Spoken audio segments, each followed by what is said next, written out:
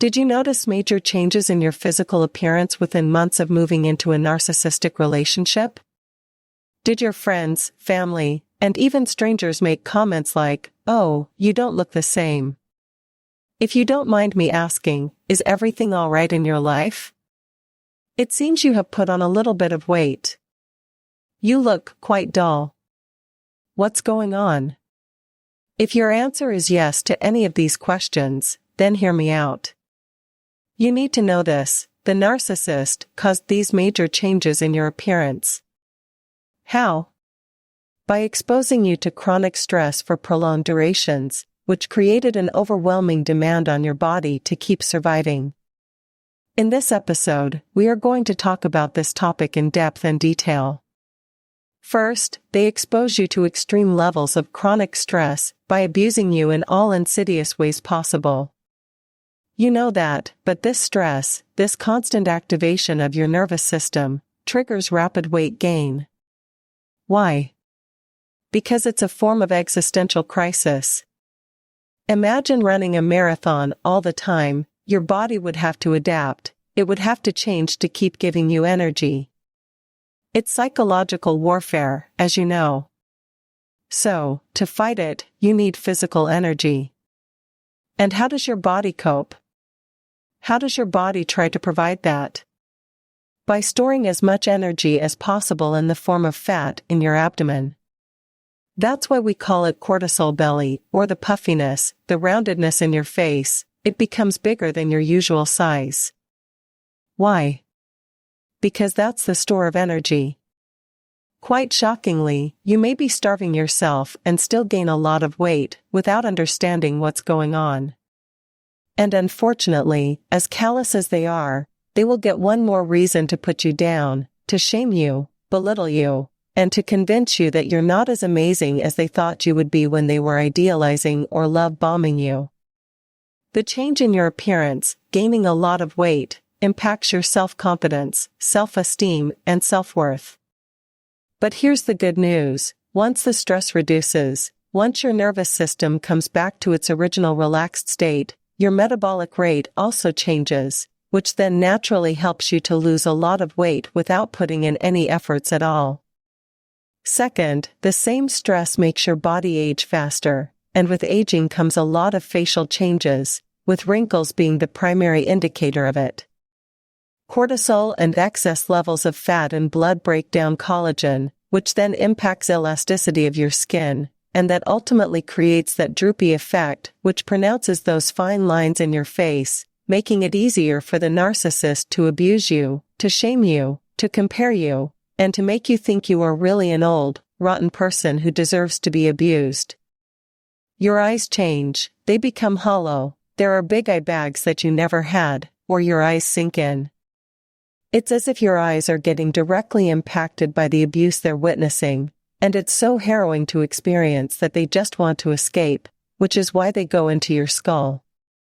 It's a symbolic understanding of what actually happens as a physical phenomenon, but that's how I interpret it.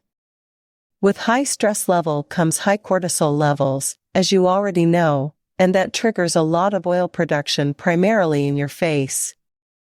And guess what does that lead to? Acne outbreaks, acne you never had before. You had very clear, smooth skin, but all of a sudden, you have outbreaks, you have all forms of acne, and no matter what medication you take to get rid of them, you keep having them, mostly when the narcissist does something really horrible, and you're deeply stressed. There you have a flare-up. Unwanted hair growth is also a thing, primarily in women. Cortisol and its production in the body impact all other hormones, progesterone and estrogen being the two main ones, and then the testosterone levels as well in females, which then leads to an overall imbalance of this cocktail of hormones, and that leads to overgrowth in areas you're not supposed to have a lot of hair. It does not make any sense, but if you were to understand it this way, you will get a full-on clarity about what happened to you, and you can be compassionate towards yourself instead of shaming and internalizing the shame that was projected on you by the narcissist. Third, body temperature fluctuations. This is something that I have struggled with all my life, and sometimes I still do. Your body temperature is either higher than what it is in normal people or slightly lower. I'm not making it up. I can tell you that all my life, people used to shake their hands with me, mostly in cold winter because my hands would be blazing hot, like really warm, and I was like, oh, probably I'm too warm-blooded than they are. So that is what it is.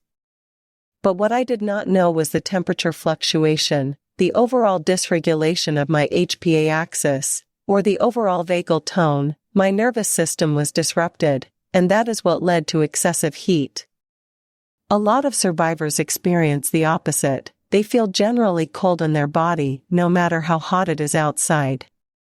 They have episodes of cold flashes, sometimes mixed with hot flashes. I have had those as well.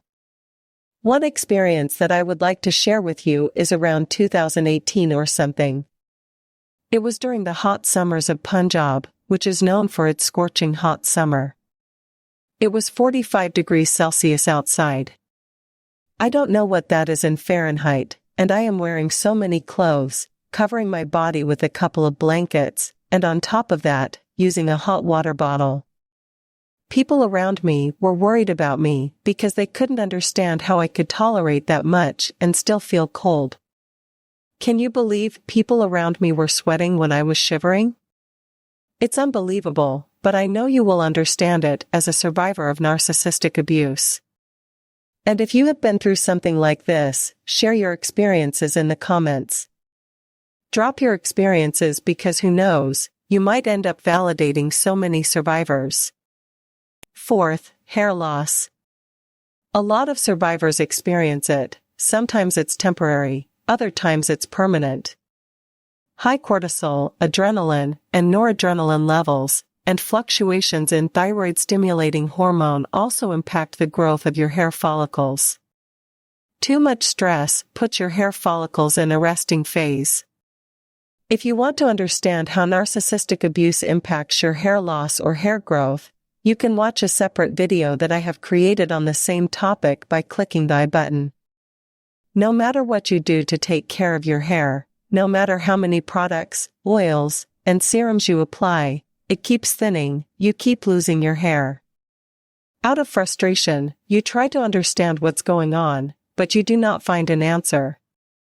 And the answer is, it is your stress, it is the imbalance in your biochemistry alongside the dysregulation in your nervous system.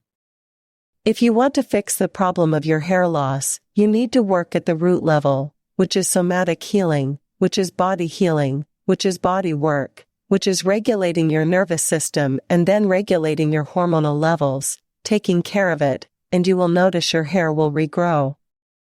How can I say it? My personal experience. That's exactly what happened to me after losing a lot of hair. Fifth, chronic skin conditions. Your skin has a microbiome, like your gut has. When cortisol and other hormones alike are released in excess, this microbiome gets disturbed, which then leads to a big imbalance in the moisture content. When that happens, naturally you have hives, which is also related to histamine, its production, its digestion, and assimilation. A different topic, but in general, dry skin conditions, and what comes to mind when we talk about dry skin? Eczema, big patches of it all over the body. When I had my first flare-up, I'm being honest with you, I thought it was a fungal infection. I did not know what it is, and why am I having it all over my body, small patches.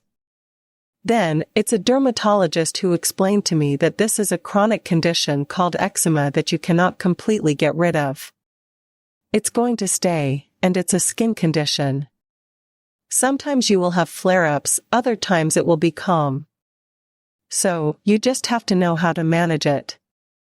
That brought in a lot of grief because, at that point, I thought that I'm done, I have healed a lot, but then all of a sudden, now this, what else is there to lose? But the happy thing is, the good thing is, after working on my nervous system a lot, balancing things at a root level, which I have been emphasizing again and again throughout this episode, my eczema calmed down. I only had one flare-up, and after that, no more of it. It's calm, and my hope is it will remain calm forever. In conclusion, narcissistic abuse is not just psychological abuse, it is physical abuse as well, which has been documented and proven by evidence. A lot of research has been done on this, and that's why there's a famous book on the subject called Your Body Keeps the Score, something along those lines.